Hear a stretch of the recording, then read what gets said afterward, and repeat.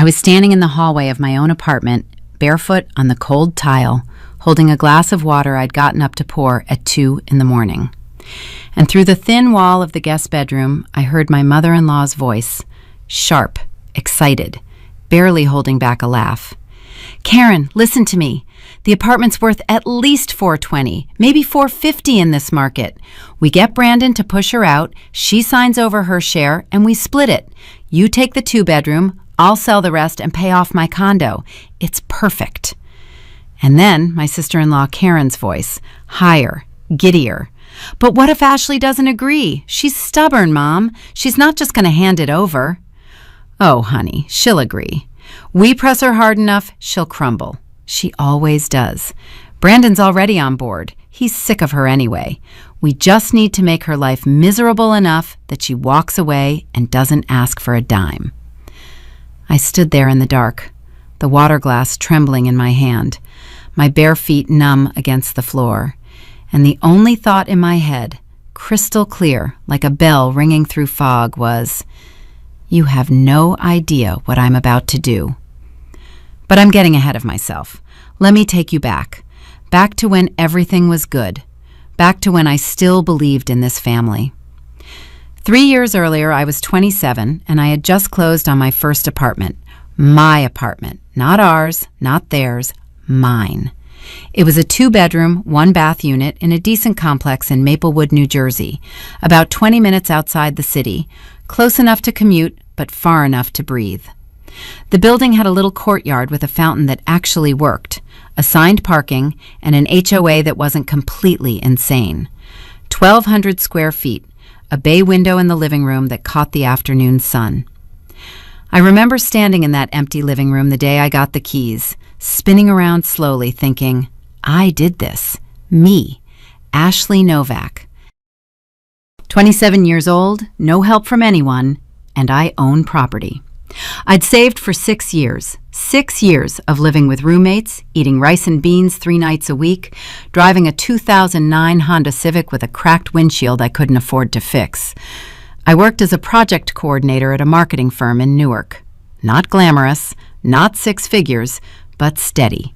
I put away $800 a month, sometimes more. My credit score was 761 the day I applied for the mortgage. I was proud of that number. I'd earned every single point. The down payment was $63,000. I remember writing that check and my hand shaking, not from fear, but from this wild, electric joy. This was mine. The mortgage was in my name. The deed was in my name. Just mine. I met Brandon Hayes about 4 months after I moved in. It was October, one of those perfect fall days where the air smells like wood smoke and dying leaves. I was at a coffee shop on Springfield Avenue, laptop open, trying to finish a project proposal.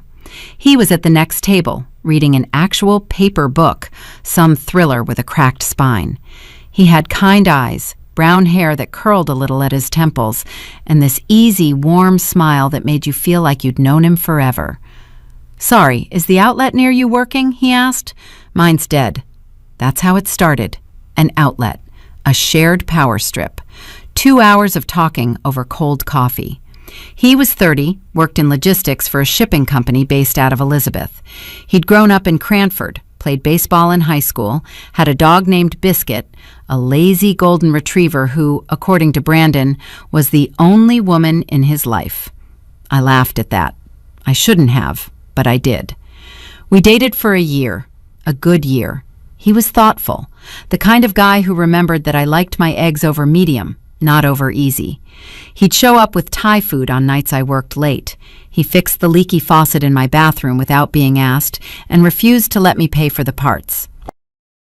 He met my mom. She lived in Pennsylvania, a retired school nurse, and charmed her completely. He brought her flowers and asked about her garden, and later she called me and said, "Ashley, that one's a keeper." I wanted to believe her. God, I wanted to believe her.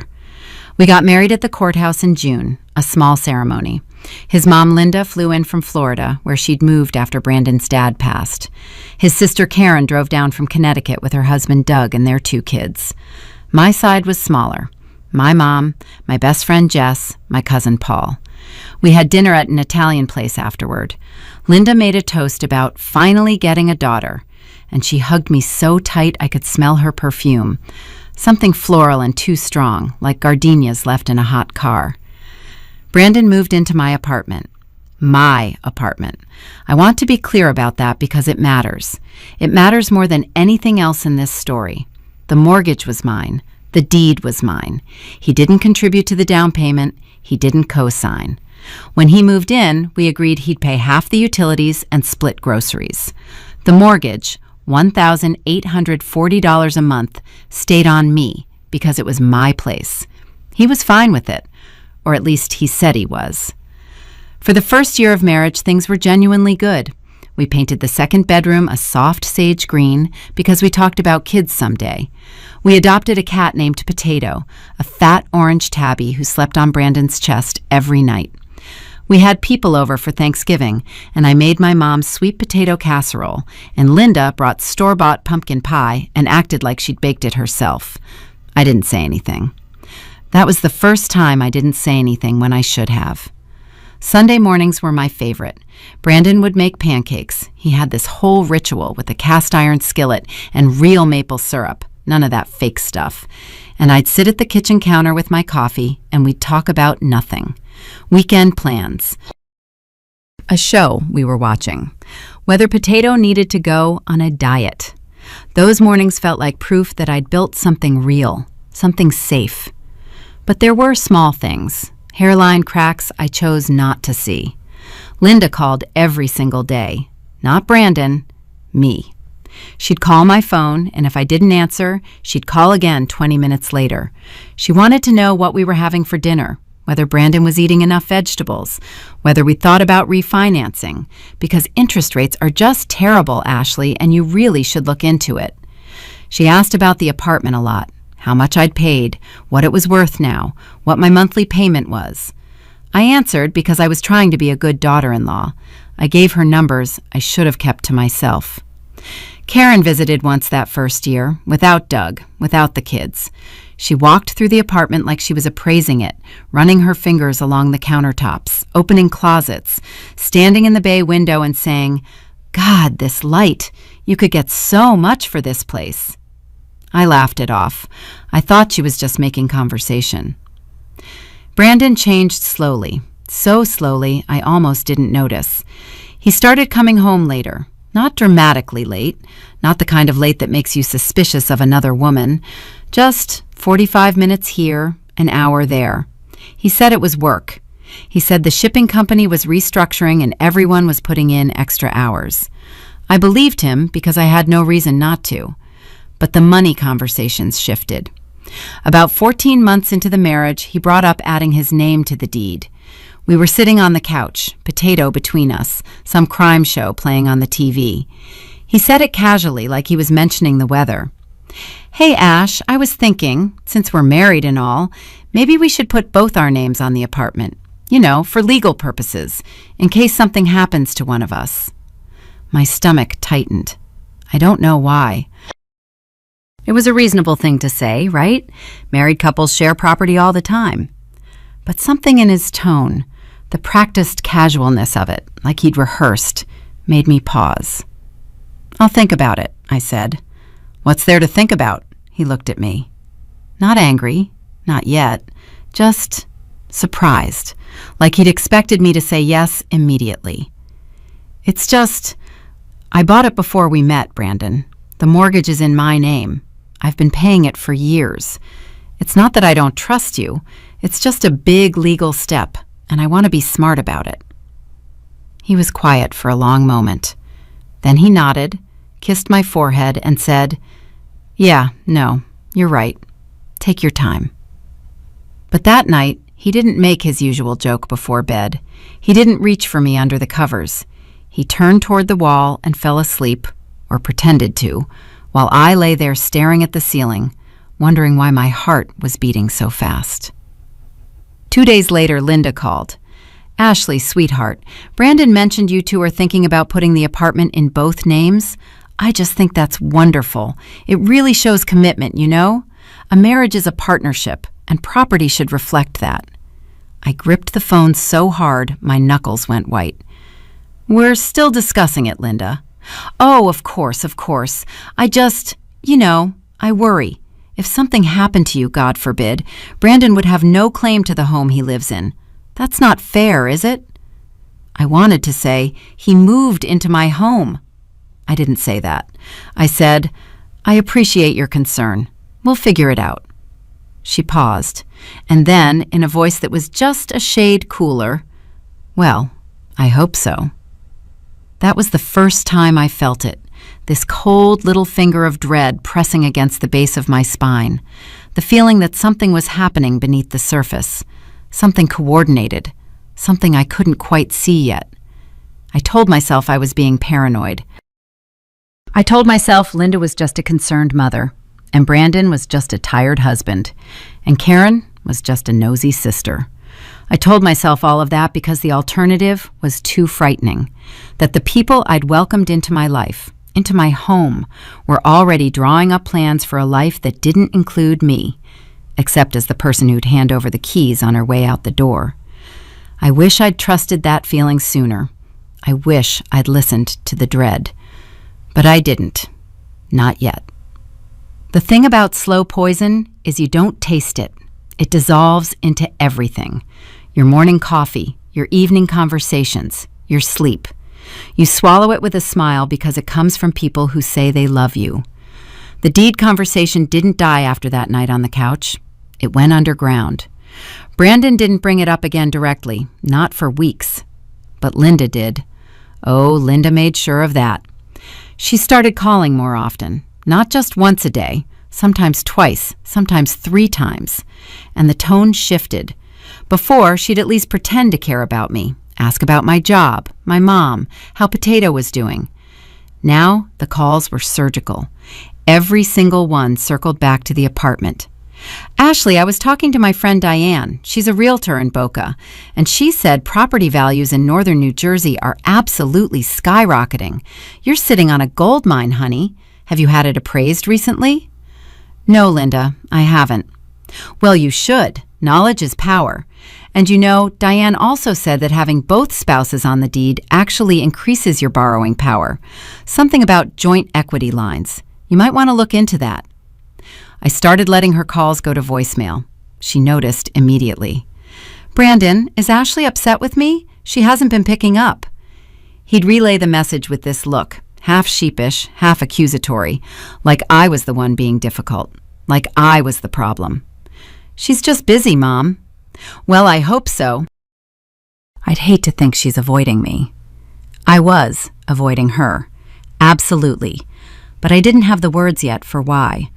I just knew that every conversation with Linda left me feeling hollowed out, like she'd reached inside me and rearranged something without my permission.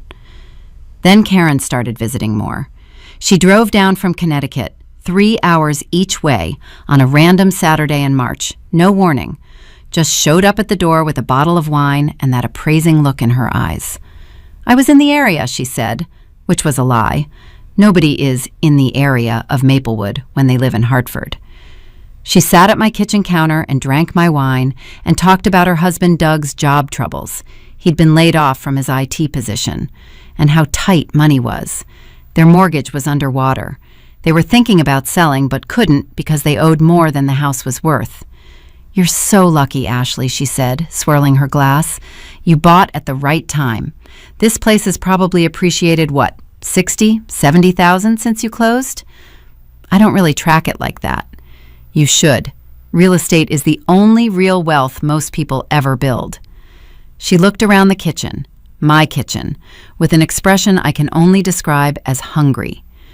Brandon's lucky he married smart. I didn't know what to say to that, so I said nothing, and Karen smiled like my silence was agreement. That night, after she left, I tried to talk to Brandon about it. Really talk.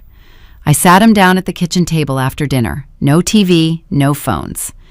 Brandon, I need to ask you something, and I need you to be honest with me. He looked up from his plate. Okay. Why is your family so obsessed with this apartment? His face changed. Not dramatically. He was good at controlling his expressions. But I saw the flash. Irritation. Maybe something darker. They're not obsessed, Ash. They're family. They care about us. Your mom calls me multiple times a day to talk about property values. Karen drove 3 hours to sit in my kitchen and ask how much the apartment has appreciated. That's not normal family interest, Brandon. That's something else. He pushed his plate away. You know what? You're always doing this, making my family into villains. My mom is a 62-year-old woman who lives alone in Florida and calls because she's lonely. Karen is going through a hard time with Doug's layoff. They're not plotting against you. Jesus, Ashley. I didn't say they were plotting. You implied it. His voice got louder. Not shouting. Brandon rarely shouted, but loud enough that Potato jumped off the counter and disappeared into the bedroom. Every time my family shows any interest in our life, you act like they're trying to steal something. It's paranoid. It's honestly kind of insulting. I felt the heat rise in my chest. I'm not paranoid. I'm asking a reasonable question. The reasonable answer is that they love us and they want what's best for us, including putting both our names on the apartment we both live in. Because that's what married people do, Ashley. They share. There it was, the real conversation underneath the conversation.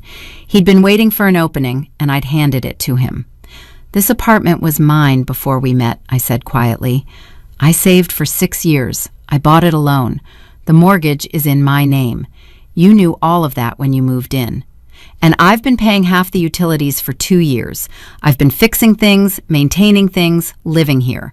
This is my home too. But according to you, I'm what? A tenant? A guest? That's not what I said.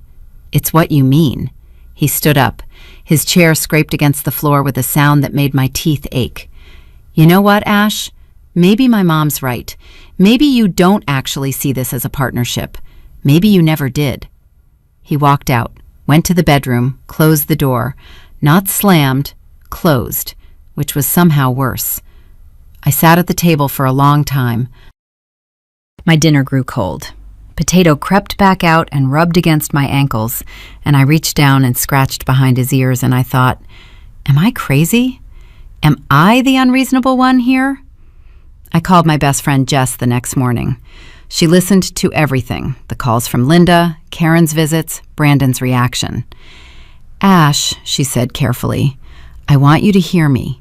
You are not crazy, and you should not put his name on that deed. But what if he's right? What if I am being selfish? We're married. Isn't marriage about sharing?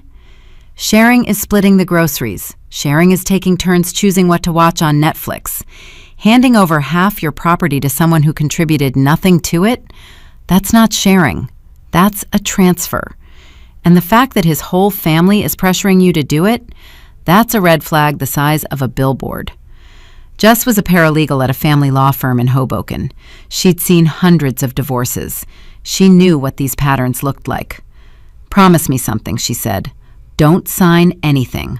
Don't add his name. And if things get worse, call me before you call anyone else. It won't get that bad, I said. Promise me anyway. I promise. Things got worse. 2 weeks after our kitchen table fight, Brandon came home with a manila folder. He set it on the counter like it was nothing, like it was takeout menus or junk mail. But I saw the logo in the corner, a local law office. What's that? I asked. Just some paperwork, a quitclaim deed form. I had a buddy at work whose wife is a notary. She printed it out for me. I figured we could just fill it in, get it notarized, and be done with this whole argument. I stared at him. My mouth went dry. You had someone prepare a quitclaim deed without telling me. It's not a big deal, Ash. It's 1 page. It just adds my name alongside yours. Nothing changes except we're both on it, equal partners. Everything changes, Brandon. My voice came out thin, reedy. A quitclaim deed transfers ownership interest. If I sign that, you own half this apartment, half of something you didn't pay for. I'm your husband. That doesn't entitle you to my property. The word hung in the air. My. Not our. My. And I watched his face go through something. Surprise, then hurt, then a cold, flat expression I'd never seen before, like a door closing behind his eyes. Right, he said softly. Your property. Got it. He picked up the folder, walked to the second bedroom, the sage green room we'd painted for the baby we never had, and closed the door. That was the night the cold started. Not the temperature, the emotional cold. The silence that filled our apartment like a fog, seeping into every room. Brandon stopped making pancakes on Sundays. He stopped reaching for me in bed. He answered my questions in monosyllables. He was there, physically present, but gone in every way that mattered. I told myself it was a rough patch. Every marriage has rough patches. I told myself he just needed time. I told myself that if I was patient enough, warm enough, loving enough, he'd come back to me, the old Brandon, the one with the kind eyes and the easy smile who'd asked about my outlet in a coffee shop on Springfield Avenue. That Brandon, I was beginning to realize, might never have existed at all. 3 weeks into the silence, Linda called. Not me this time, Brandon. But he took the call on speaker in the living room, and I was in the kitchen, close enough to hear everything. How's it going, honey? Same. She won't budge. Well, you need to push harder. Karen and I have been talking, and we think it's time for a different approach. If she won't add you willingly, you need to make her feel guilty enough to do it. Talk about your future. Talk about kids. Tell her you don't feel secure in the marriage without it. Mom, I've tried. Try harder. That apartment is worth $400,000 minimum. Your father left us nothing, Brandon. Nothing. This is our chance. Karen needs help with her mortgage. I need to pay off the condo. This is how we take care of family. I stood in the kitchen, a dish towel in my hands, and felt the ground shift beneath me. Not shake, shift. Like the foundation of my entire life had moved 3 inches to the left, and everything that had seemed solid was now at a slight, sickening angle. Our chance. Our. Not his. Theirs. This had never been about our marriage. It had never been about partnership or love or building a future together. It was a plan, a coordinated family-wide plan to get my name off my own apartment and divide the proceeds among themselves. My hands were shaking. The dish towel fell to the floor. I picked it up, folded it carefully, set it on the counter. I walked to the bedroom. I closed the door. I sat on the edge of the bed and pressed my palms against my eyes until I saw stars. Then I picked up my phone and texted Jess 2 words. It's worse. She called me back in 30 seconds, and that's when I started to understand the real scope of what I was dealing with, and that my window for protecting myself was getting smaller by the day. Jess picked up before the first ring finished. I could hear the hum of her office in the background, phones, voices, the clatter of someone's keyboard. But she went quiet the second I started talking. I told her everything. The speakerphone call, Linda's voice. This is our chance. Karen needs help with her mortgage. The quitclaim deed Brandon had brought home like it was a pizza coupon.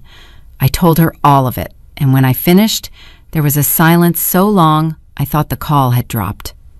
Ash. Her voice was different now. Not her friend voice, her paralegal voice. Careful, measured. Listen to me very carefully. Do not confront him. Do not tell him what you heard. Do not change anything in your behavior. Act normal. Can you do that? I don't know. You have to. Right now, the only advantage you have is that they don't know you know. The second you tip them off, they'll change strategy. Brandon might file first. He might try to establish residency claims, marital contribution arguments.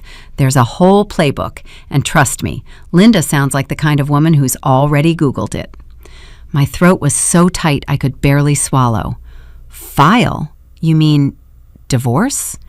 I mean whatever's coming, Ash. Whether it's divorce or continued pressure or something worse, you need to be ready.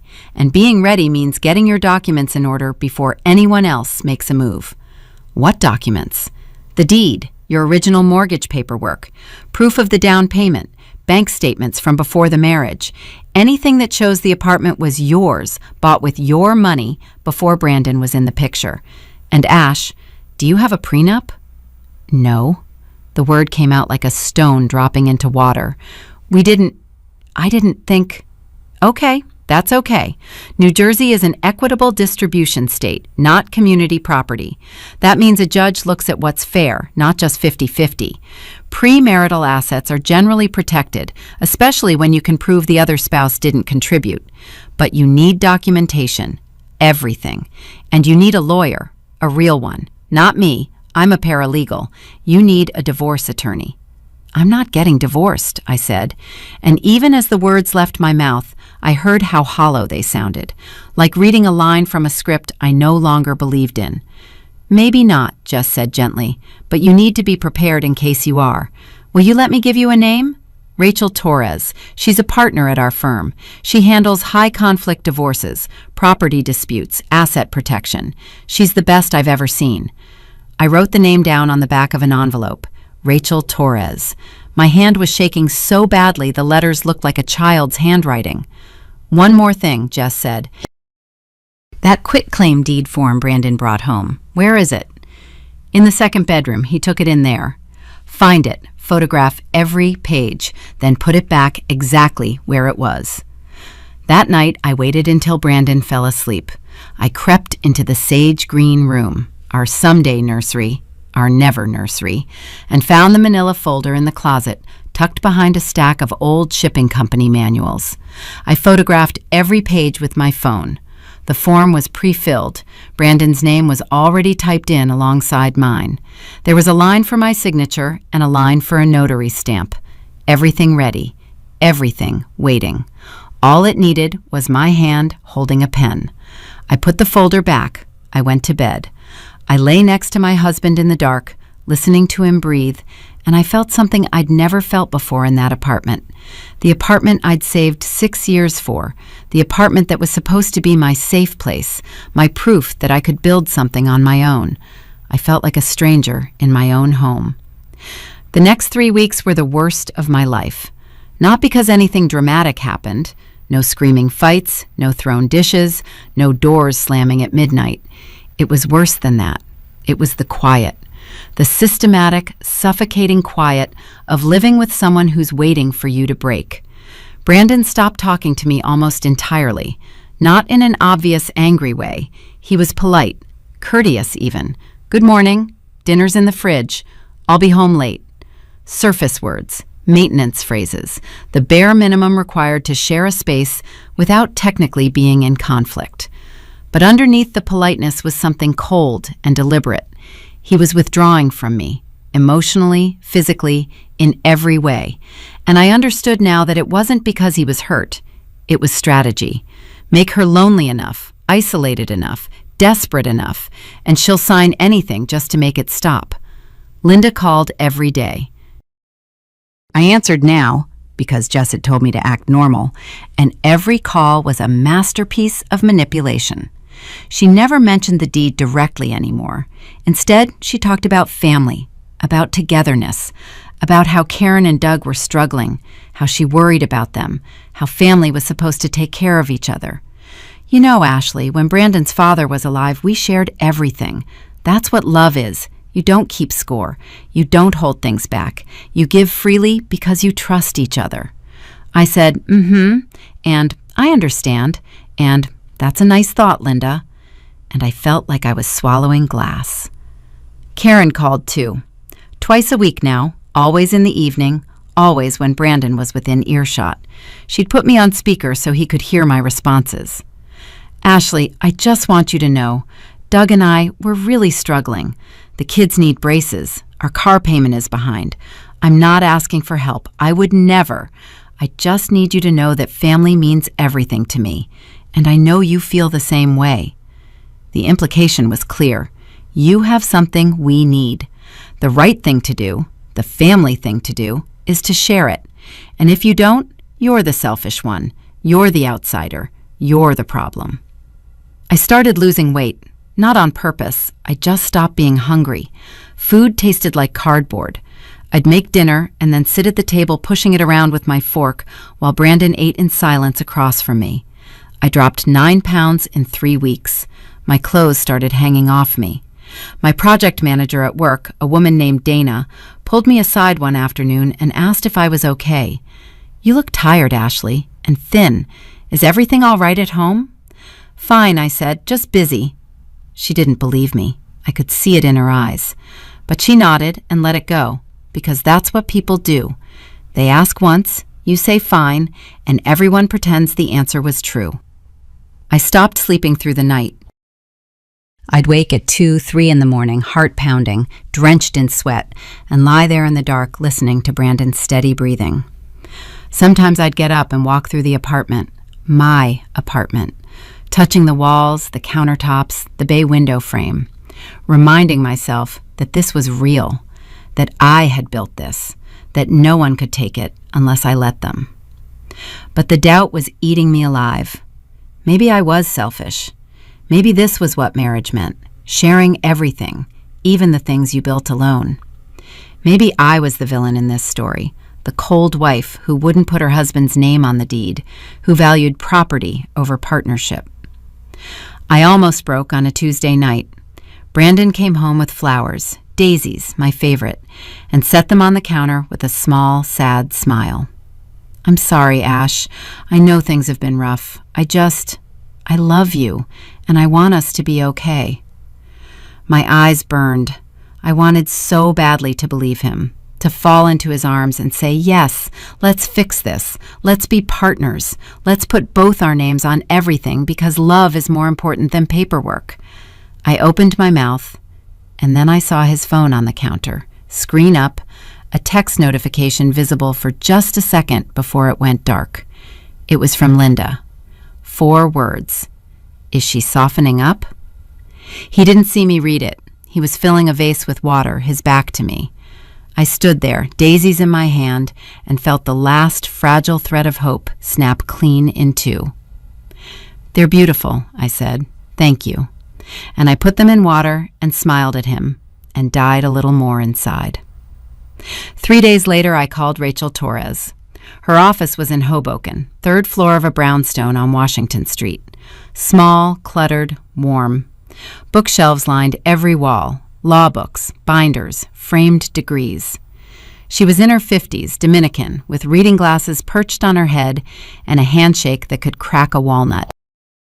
She gestured me into a leather chair across from her desk and said, "Just told me the broad strokes. Now I want to hear everything from you." I talked for 45 minutes straight. She didn't interrupt once. She took notes on a yellow legal pad, her pen moving in quick, decisive strokes. When I finished, she set the pen down and looked at me over her glasses. "Ashley, I want to be very clear about something. That apartment is yours. You purchased it before the marriage with funds you saved independently. The mortgage is solely in your name. Brandon has no legal ownership interest, and a quitclaim deed signed under duress or psychological pressure could be challenged and voided. But here's the thing. You don't want to get to that point. You want to make sure he never gets his name on it in the first place." "How?" "First, we document everything. The calls from Linda, the pressure campaign, the pre-filled quitclaim form. I want screenshots, recordings if New Jersey's one-party consent law allows it, and it does, and a detailed timeline. Second, we do a full financial audit. Your accounts, his accounts, any joint accounts. I want to know every dollar that's moved in this marriage. Third, and this is the part you're not going to like, we prepare for divorce." I flinched. She noticed. "I'm not saying you have to file. I'm saying you need to be ready to file. Because from everything you've described, your husband and his family are running a coordinated campaign to acquire your property. That's not a marriage. That's a hostile takeover. And the moment you serve papers first, you control the timeline, the narrative, and the terms." I sat in that leather chair and felt something shift inside me. Not hope, not yet. Something harder, something with edges. The realization that I had spent 2 years being kind, being patient, being the good wife, the accommodating daughter-in-law, and every ounce of that kindness had been cataloged as weakness and used against me. Rachel handed me a checklist: bank statements, tax returns, the original deed, mortgage documents, proof of the down payment source, employment records, a list of every improvement made to the apartment and who paid for it. "One more thing," she said as I stood to leave. "That overheard phone call, Linda talking about splitting the apartment with Karen. Did Brandon respond? Did he agree?" "He said she won't budge, like it was a problem to solve." Rachel nodded slowly. "That's useful. That shows intent and coordination. Ashley, you came to me at exactly the right time. Another month, and they might have found a way to complicate this significantly." I walked out of that brownstone into the bright Hoboken sun, my purse full of paperwork, my chest full of something I hadn't felt in months. Not happiness, not relief, something fiercer, something that tasted like iron and burned like whiskey going down. I knew what I had to do now, and I knew I had to do it without anyone in that family suspecting a single thing. Not Brandon, not Linda, not Karen. I had to smile. I had to cook dinner. I had to answer Linda's calls and laugh at Karen's jokes and sleep next to a man who was planning to take everything I'd built. And while I did all of that, I was going to quietly, methodically, piece by piece, build a case so airtight that when the moment came, and it was coming, they wouldn't just lose. They'd lose everything they thought they'd already won. I drove home with the windows down, the spring air rushing in, and for the first time in weeks, I didn't feel like crying. I felt like fighting. But what I didn't know yet, what I couldn't have known, was that Linda and Karen weren't just planning, they were accelerating, and the next move they made would force my hand faster than anyone expected. It came 10 days after my meeting with Rachel Torres, a Thursday evening, unremarkable in every way, except for what it destroyed. I came home from work to find Linda sitting at my kitchen counter, not visiting, installed. Her suitcase was in the hallway. Her coat was draped over my chair. She had a cup of tea in her hand, my tea, from my cabinet, in my favorite mug. And she smiled at me like she owned the place. "Surprise, sweetheart. Brandon said you wouldn't mind if I stayed for a bit. Just a few weeks. I've been so lonely down in Florida, and I thought, why not spend some quality time with my favorite daughter-in-law?" I looked at Brandon. He was leaning against the fridge, arms crossed, watching me with an expression I now recognized. Testing. He was testing me, waiting to see if I'd object, so he could file it away as evidence that I was hostile to his family. "Of course," I said. "The guest room is all yours." Linda stayed, and 2 days later, Karen arrived, with suitcases. Without Doug, without the kids. She'd left them in Connecticut and driven 3 hours to join her mother in my apartment. The apartment they were planning to carve up like a Thanksgiving turkey. "Doug and I need some space," Karen said vaguely. "You don't mind, right, Ashley? It's just temporary." My 2-bedroom, 1,200 square foot apartment now held 4 adults and a cat. Linda took the guest room. Karen slept on the couch. Brandon and I shared our bedroom in a silence so thick it had texture. And every single day, the 3 of them tightened the noose. It was choreographed. I see that now. Linda would start the morning by commenting on the apartment. "This grout needs resealing, Ashley. You're letting the place go." Karen would pick up the thread at lunch. "If you and Brandon owned this together, you could take out a home equity line and fix everything."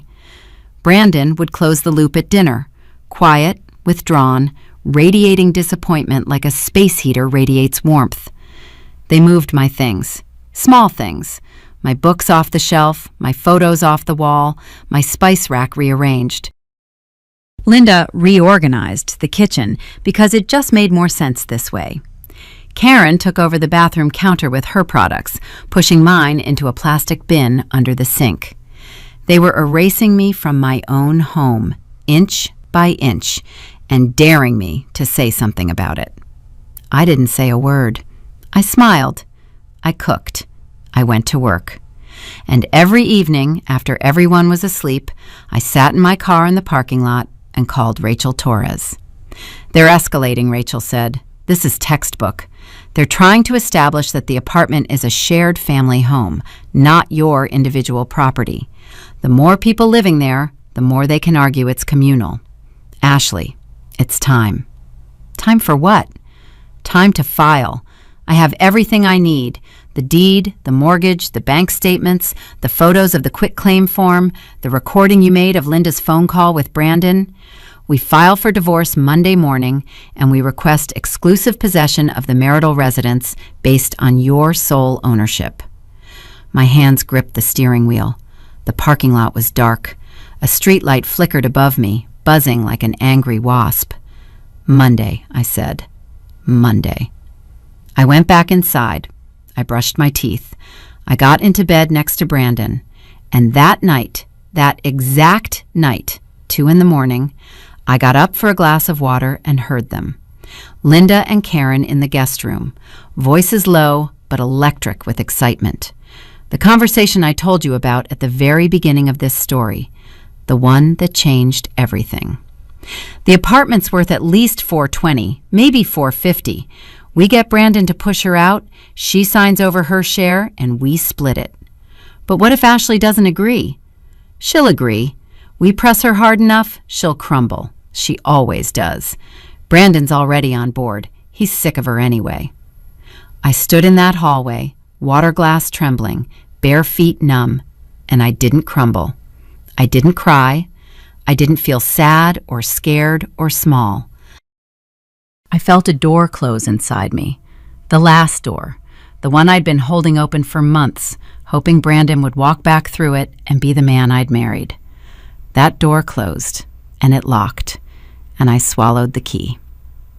Monday morning, I called in sick to work. At 9:15, I walked into Rachel Torres's office and signed the divorce petition.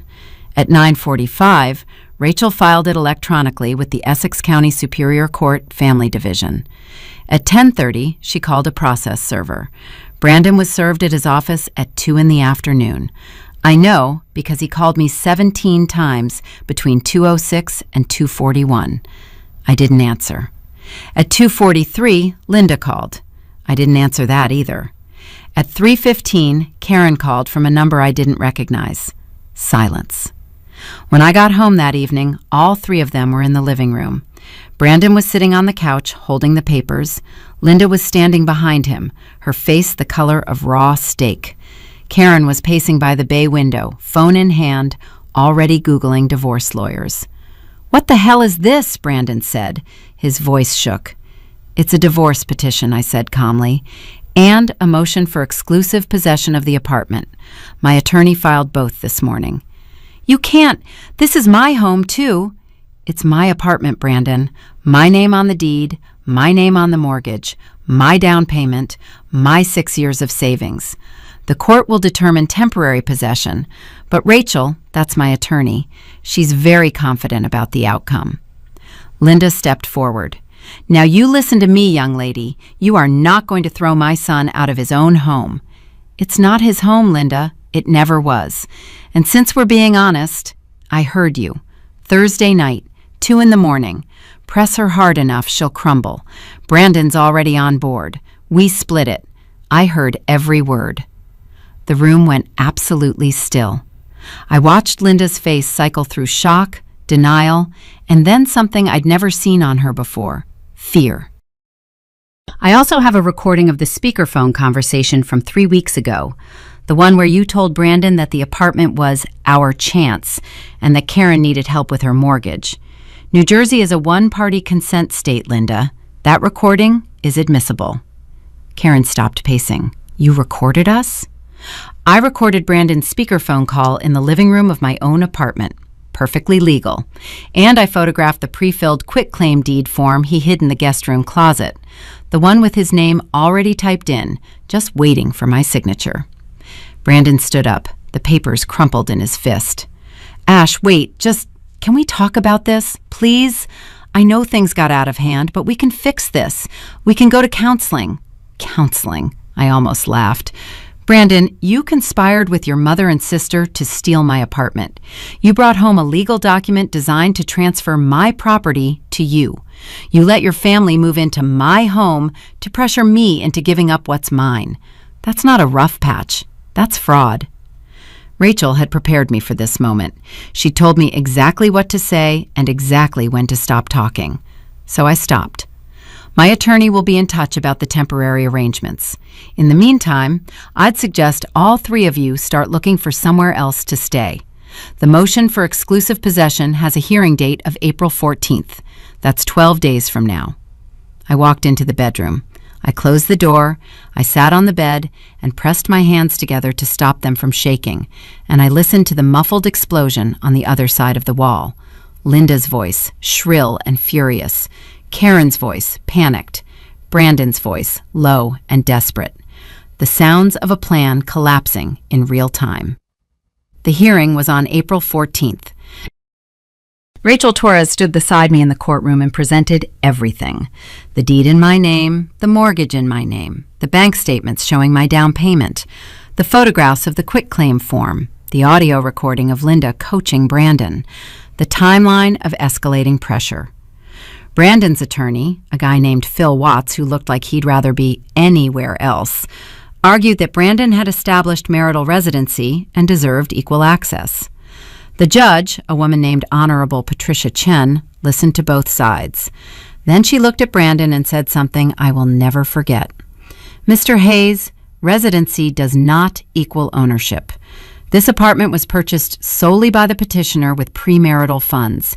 Your name does not appear on the deed or the mortgage.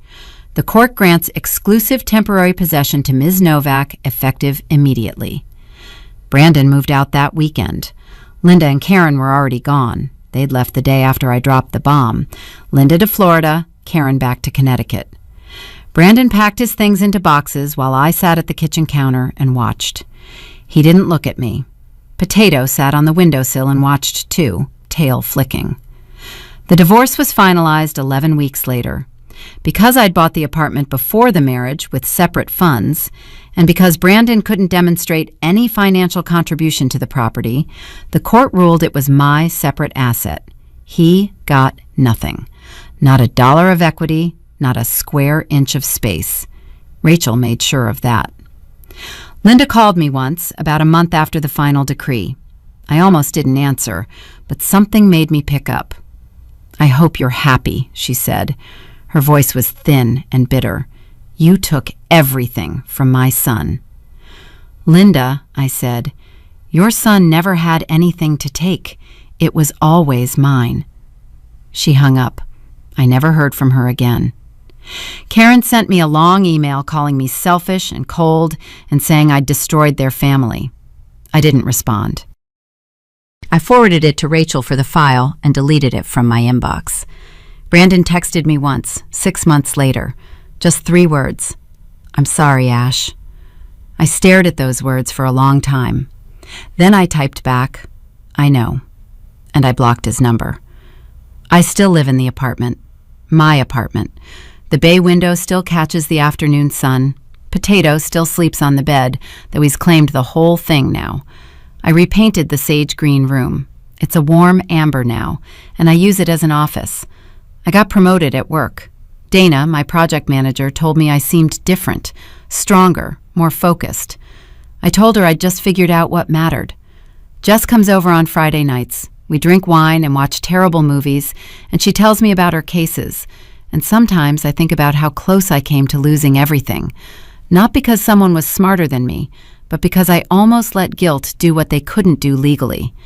I kept the cast iron skillet. Brandon never asked for it back. On Sunday mornings, I make my own pancakes now. Real maple syrup, never the fake stuff. I stand at the stove in my kitchen, in my apartment, in my life that I built with my own 2 hands, and I flip the pancakes and I eat them alone, and they taste like freedom. My mom calls every Sunday afternoon. Last week she said, "Ashley, I'm proud of you. Not because you kept the apartment, because you kept yourself." That's the thing nobody tells you about these stories.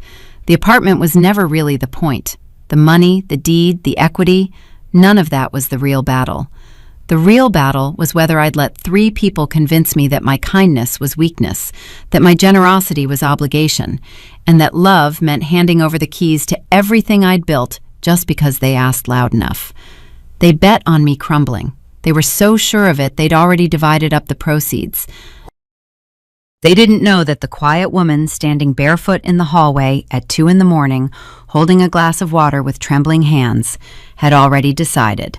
Not 1 inch, not $1, not one single thing that's mine. And I meant it.